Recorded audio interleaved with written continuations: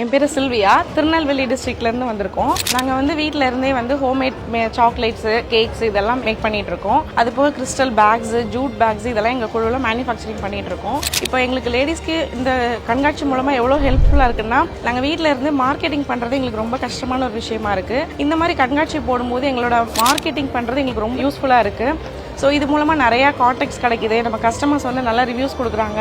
இந்த மாதிரி கண்காட்சி நிறையா நாங்கள் போயிட்டுருக்கோம். இது மூலமாக எங்களுக்கு ரொம்ப ஹெல்ப்ஃபுல்லாக இருக்குது.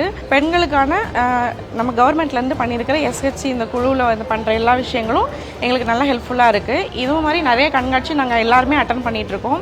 இந்த மாதிரி கண்காட்சிகள்லாம் அட்டன் பண்ணுறதுனால எங்களோட வந்து சேல்ஸ் வந்து இன்க்ரீஸ் ஆகிருக்கு கண்டிப்பாக. ஏன்னா எங்களுக்கு வந்து மார்க்கெட்டிங்லாம் கஷ்டமாக இருக்கும்.